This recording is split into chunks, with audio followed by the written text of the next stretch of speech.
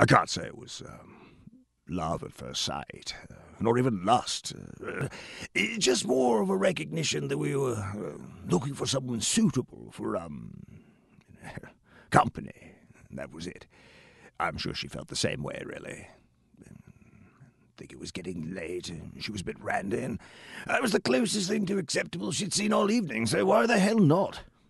And she wasn't beautiful, not in a conventional sense. Not even in an unconventional sense, come right down to it. Well, then again, I'd never been too easy in the eyes, either. Well, there was a spark in her eyes, though. A spark that lit up like a bonfire when we made love. From the first instant I was inside her, I knew there was something special between us. Something more than just slaking a thirst. Something much more. I wanted that moment to last forever. Of course, the instant I thought that, it was, well, over. I cursed myself inwardly, rolled off her and lay there on the grass, ashamed at my schoolboy sexual performance. By then I knew I wanted to spend the rest of my life with her. Not being able to hold oneself in check is no way to impress a woman. Had I been her, I would have been closed and gone before bumbling me could even mutter my pathetic apologies. And yet, I could see in her eyes that she had experienced something similar to what I had, something real and life-altering. But I couldn't just blurt out that I wanted her to marry me. I didn't want her to think that I was some yob who thought that just because you had ruffled the clovers with someone that you needed to wed them. No, I didn't want her to think that. But I knew that I couldn't let her go. I couldn't deny what there was between us. But we were both afraid of it, I think. Besides, love wasn't supposed to find you that way. So we sort of acted, we kind of acted casual to each other for some time, both pretending we'd merely had a bit of fun on the fence and nothing more. I'm not saying there weren't repeat performances. There were, and each time merely affirmed what I thought that first instant of penetration. She must be mine. We are meant to be together.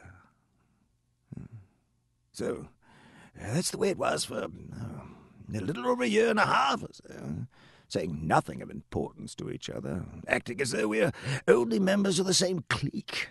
And when the chance arose, some furtive coupling in any damn convenient place we could find.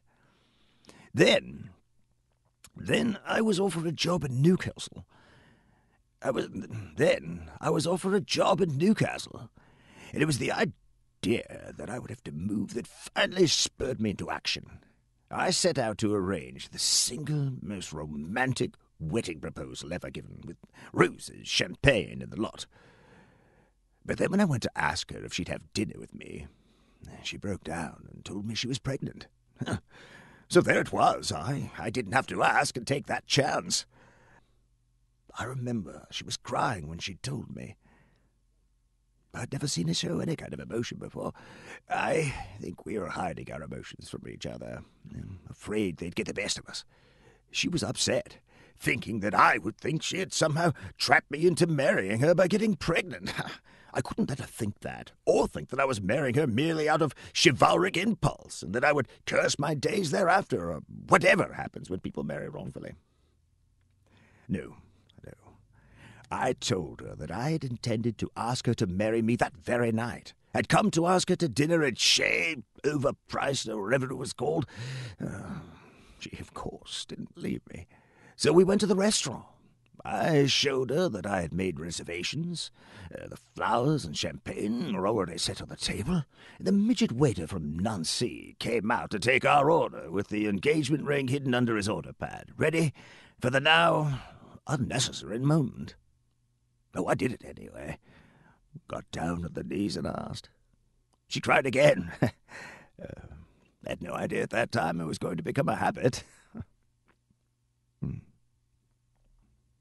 was 48 years ago, almost to the day. I haven't regretted it. And let me tell you, each time we are intimate, I still look down into those bonfire eyes of the girl from the party. And each time I know that I must be with her the rest of my life. Anyway, Timmy, that's how I met your grandmother.